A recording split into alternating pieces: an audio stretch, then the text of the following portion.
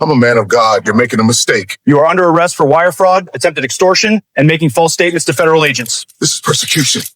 Turn around. December 19th, 2022. A Monday morning in Paramus, New Jersey. FBI agents from the Southern District of New York arrived at a 9,000 square foot, 6-bedroom, 7-bathroom mansion, purchased in 2019 for $1.64 million, sitting behind a manicured lawn in one of Bergen County's most comfortable zip codes. The man inside was Bishop Leonard Sherwood. He knew the agents were coming. They had been to this house before, executing a search warrant at this same address, standing outside this same door, asking him questions he had already decided to answer dishonestly. That day, they had asked him a simple question. Do you have more than one cell phone? He told them no. One phone. That was all he had. He had two. And in the minutes after lying to their faces, he had sent a text from the second phone. The one he just said didn't exist, describing it as my other phone. Now they were back. The agents placed Leonard Sherwood under arrest on the morning of December 19th, 2022, on charges of wire fraud, attempted extortion, and making false statements to federal law enforcement agents. He was transported to Manhattan Federal Court and presented before United States Magistrate Judge Gabriel W. Gorenstein. He was released the same afternoon on a $500,000 personal recognizance bond. Before he had even left the courthouse, his attorney was at the microphones.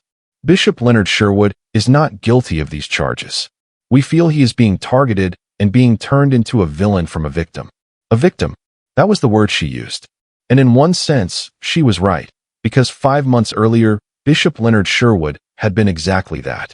On July 24th, 2022, 3 masked gunmen had walked into his church in Canarsie, Brooklyn, in the middle of a Sunday morning service that was being broadcast live.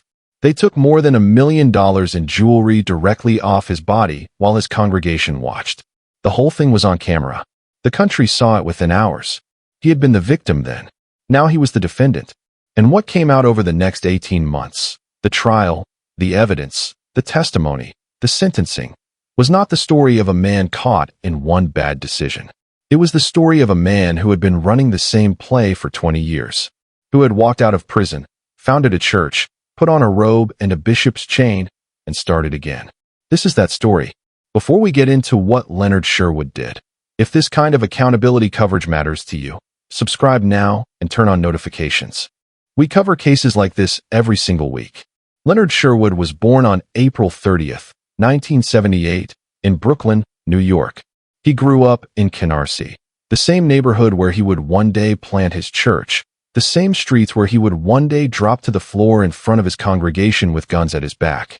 His father, according to his defense attorneys, died when Sherwood was an infant, killed in a confrontation with law enforcement during a traffic stop.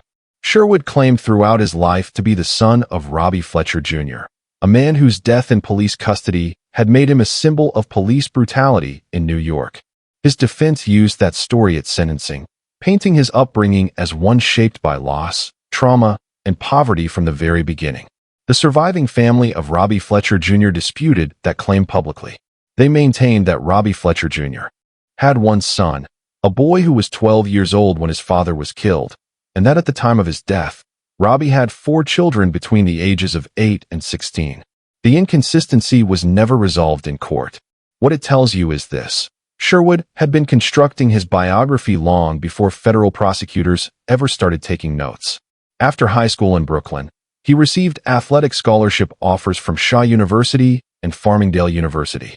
He enrolled at Eastern New Mexico University, where he studied accounting and videography. He returned to New York, worked as a mortgage broker, and attended New York Theological Seminary. He earned a certificate in ministry and human services from a NIAC college-accredited theological institution. He became a licensed New York State chaplain and a certified marriage and funeral officiant. He had the credentials. He had the biography. He had the presence, the kind of large, commanding personality that fills a room and holds a congregation. He knew how to speak. He knew how to pray. He knew how to make a person sitting in a folding chair feel like the room had been arranged around them. What he also had, by the mid-2000s, was a fraud operation that federal investigators would trace across New York, New Jersey, Tennessee, and Georgia. In 2004, Suffolk County Police received complaints from 9 residents. Their identities had been stolen. Someone was using them to purchase Range Rovers. The trail led to Leonard Sherwood. By the time investigators finished, they had identified more than 50 victims across multiple states.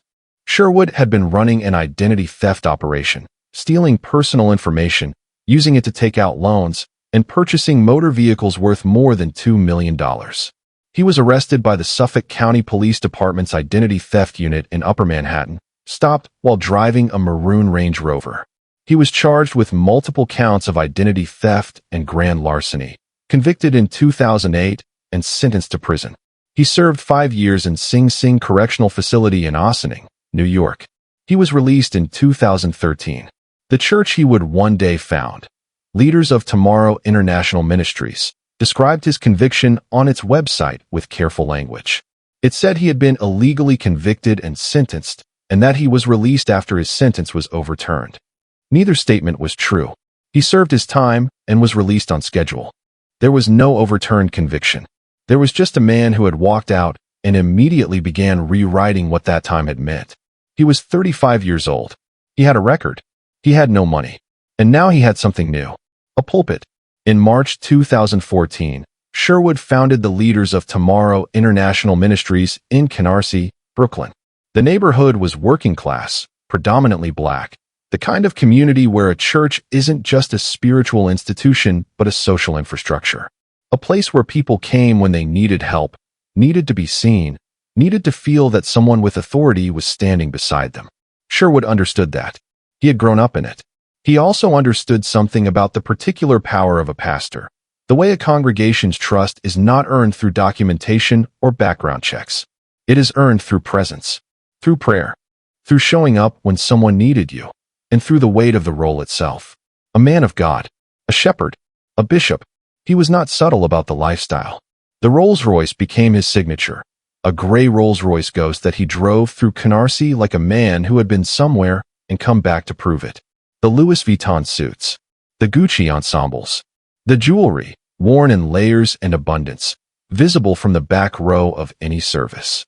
The Instagram account, which grew to more than 1 million followers, cataloged all of it: the cars, the clothes, the events, the proximity to power.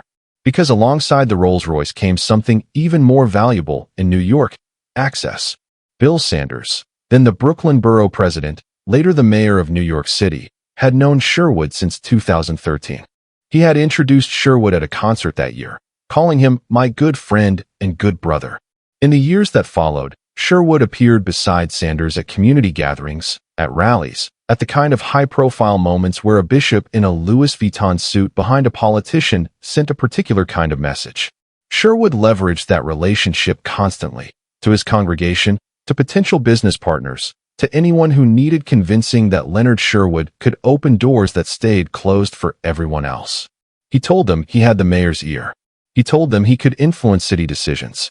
He told them that having Leonard Sherwood in your corner meant something real, something valuable, something money could secure. He was lying about almost all of it. But the congregation didn't know that. They saw the car, the suits, the chains, the photographs with city officials. They saw a man who had risen from nothing, who had survived prison, who had come home to his neighborhood and built something. They saw a man of God.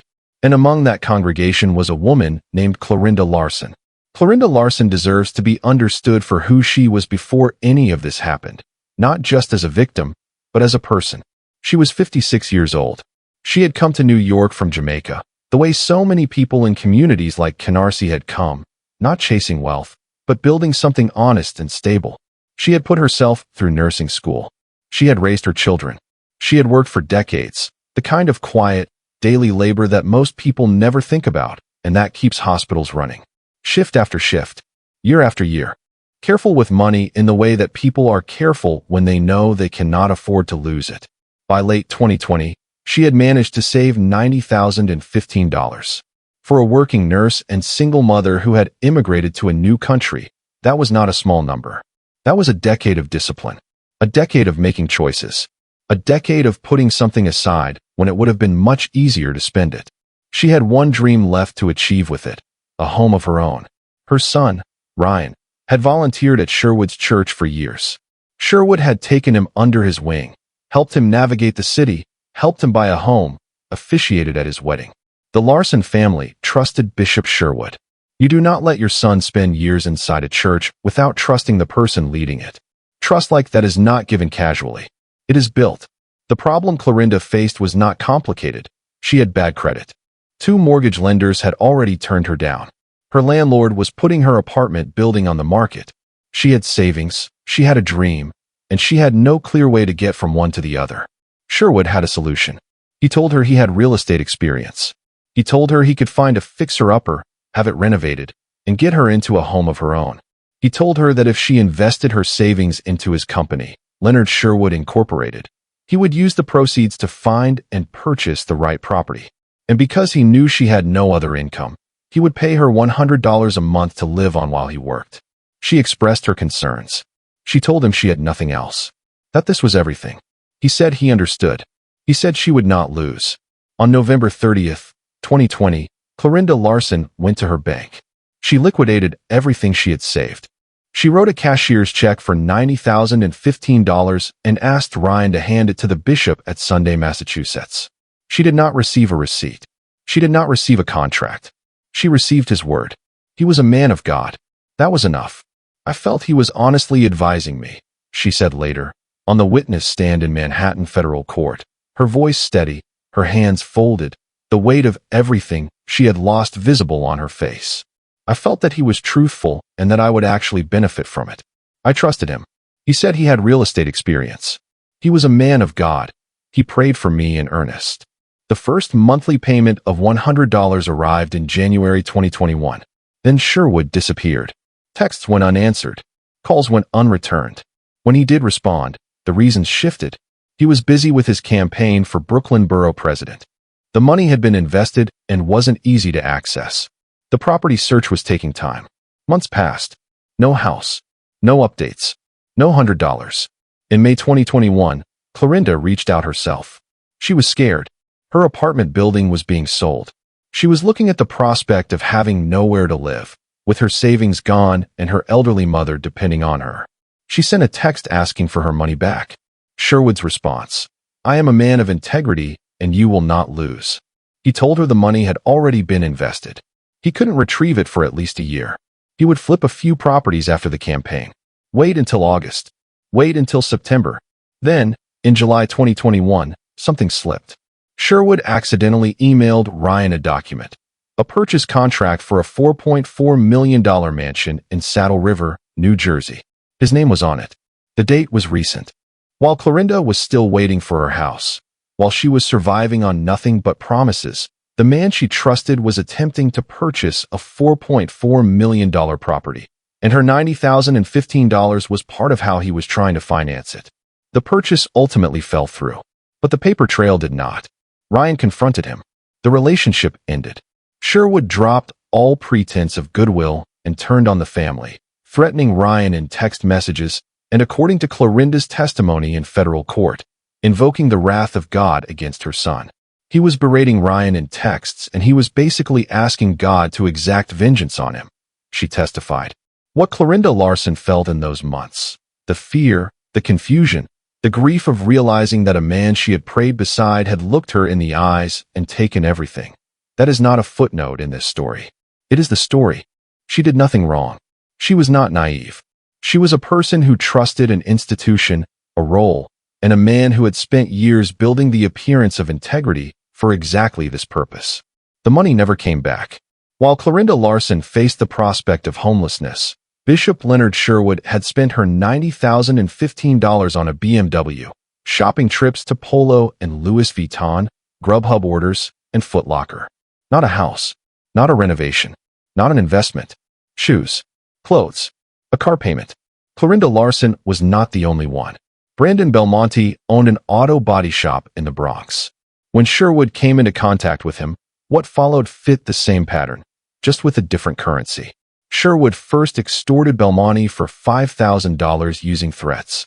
Then he came back with a larger proposition: loan him $500,000, give him a stake in certain real estate transactions, and in return Sherwood would use his relationship with Mayor Bill Sanders to deliver favorable actions from the New York City government. Prosecutors had a recorded conversation. In it, Sherwood explained to Belmonte how the arrangement would work, how his access to the mayor could be converted into permits, decisions, outcomes favorable to Belmonte's interests. The federal indictment put it plainly. Sherwood knew he could not actually obtain the favors he promised. He was selling access he did not have. Belmonte did not send the $500,000. There was also the matter of the bank accounts. To secure a mortgage on the 9,000-square-foot Paramus mansion he purchased in 2019 for $1.64 million, the same mansion where FBI agents would later stand at the door executing a search warrant, Sherwood needed to demonstrate he had the financial standing to qualify. He didn't, so he fabricated it. He created bank documents showing that an LLC he controlled had an average balance of over $2 million. When investigators examined the actual account, it held less than $10.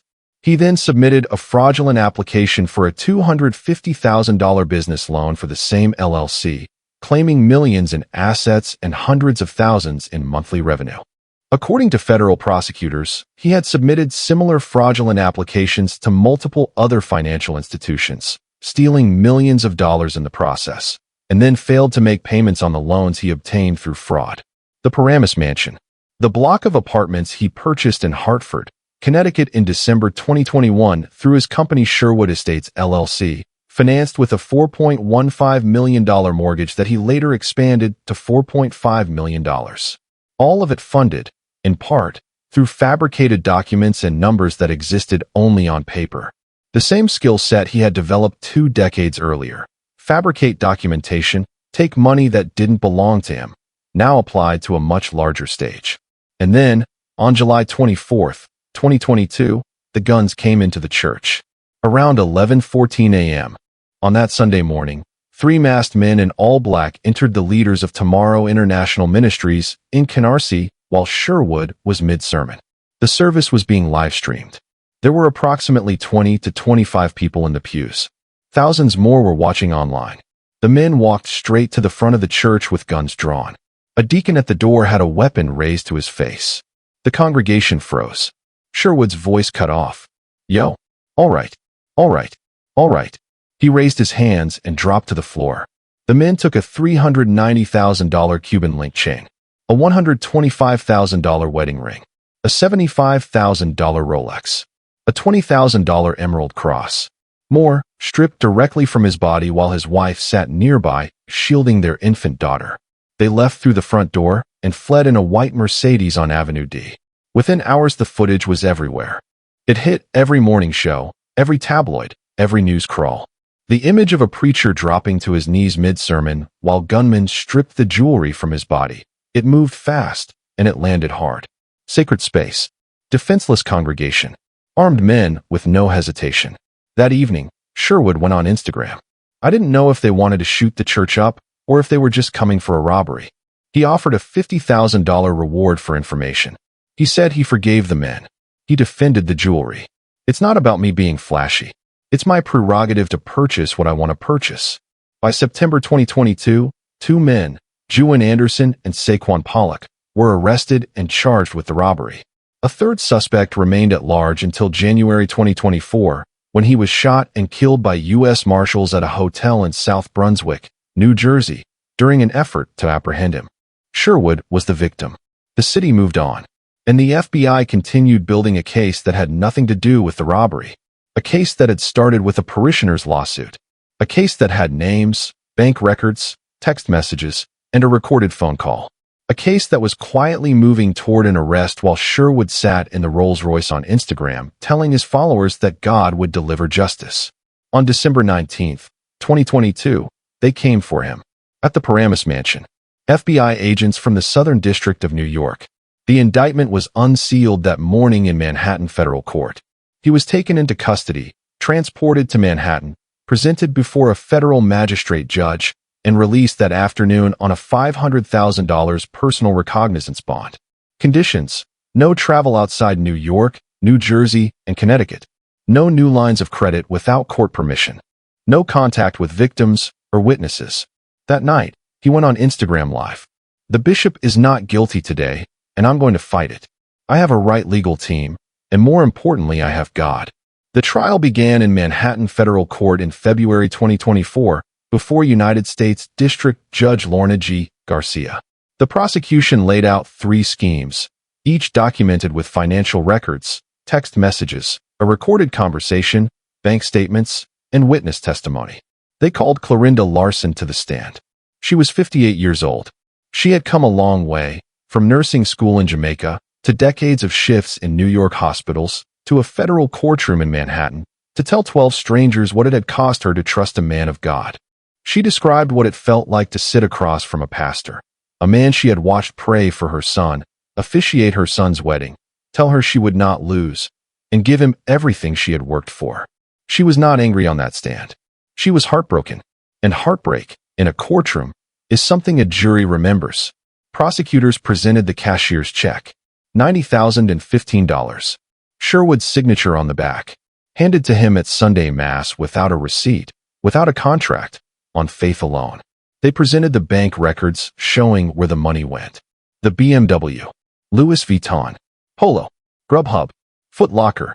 They played the recorded conversation in which Sherwood explained to Belmonte how his access to the mayor could be turned into favorable city actions. Access prosecutors said he knew he could not deliver. They presented the doctored bank statements. An account claiming millions of dollars in reserves. An account that held less than $10. Sherwood's defense attorney, Darcy Florio, argued that Ryan had defrauded his own mother and was blaming Sherwood, that Belmonte had defamed the bishop to protect himself, and that her client was a man of God whose difficult life, his father's death, his prison years, the trauma of being robbed at gunpoint on his own livestream, had left him with complex post-traumatic stress disorder. The jury deliberated. On March 11, 2024, they returned a unanimous verdict on all 5 counts. Guilty. Wire fraud. Attempted wire fraud. Attempted extortion. Making false statements to federal law enforcement agents. That night, Sherwood was in the Rolls-Royce. This trial was just another round in the fight, but the fight is not over, y'all. Stop listening to social media and do your own research. I stand on my innocence. I'm innocent of all charges. If this kind of public accountability coverage matters to you, subscribe and turn on notifications. We're here every single week. After the verdict, things moved fast. In April 2024, Sherwood posted a video on his Patreon account in which he displayed sealed court documents to his followers, documents he was legally prohibited from sharing. Prosecutors brought it to the court's attention. They also presented evidence that he had been publicly accusing the prosecutors, the Larson family, and the FBI of conspiring against him, and had called Ryan Larson an FBI informant on social media. On May 20th, 2024, Judge Lorna G. Garcia revoked his bail. The attempted extortion charge had been reclassified as a crime of violence for bail purposes. He would deliver his sentencing statement from behind the defense table in federal custody. He wrote a letter to the judge before sentencing. It would be devastating to take me away from my 2 16-year-old children, my 9-year-old daughter, and my 2-year-old baby girl. Sentencing. June 17, 2024. Manhattan Federal Court. Judge Lorna G. Garcia presiding. Ryan Larson spoke first. He was 30 years old. He had volunteered at that church. He had watched his mother hand over her savings at Sunday, Massachusetts. He had received the accidental email showing the $4.4 million mansion contract. He had been threatened in texts and had God's vengeance invoked against him. And now his family was spending their own savings defending themselves against a lawsuit Sherwood had filed against them. I was used and taken advantage of, he told the court. And because of that, I have to see my mother suffer because of Leonard Sherwood's deceit. Then Clarinda Larson stood. She had spent a lifetime building something, from nothing, in a country that was not the one she was born in a profession that asks more of people than most are willing to give. She had been careful. She had been patient. She had done everything right. She had handed all of it to a man who stood at a pulpit every Sunday and told the people in those folding chairs that God was watching. She was crying before she finished her first sentence. I lost everything I had worked for. She paused. It broke my heart, my spirit, and my soul. Then Sherwood addressed the court. He talked about his community work. He rattled off names of elected officials. He mentioned turkey giveaways. He said the jury hadn't seen, who the real Bishop Leonard Sherwood was. He said he was remorseful for the heartbreak of the Larson family. Then, "Your Honor, I am an honorable man." Judge Garcia looked at him steadily. "I don't see any remorse for your conduct," she said.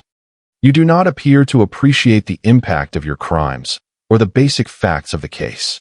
She noted the prosecution's characterization of Sherwood as a career fraudster who had committed financial crimes for more than 2 decades. She noted the prior conviction, the 5 years in Sing Sing, the church founded the very year he walked out of prison, and what he had done with the trust that congregation placed in him.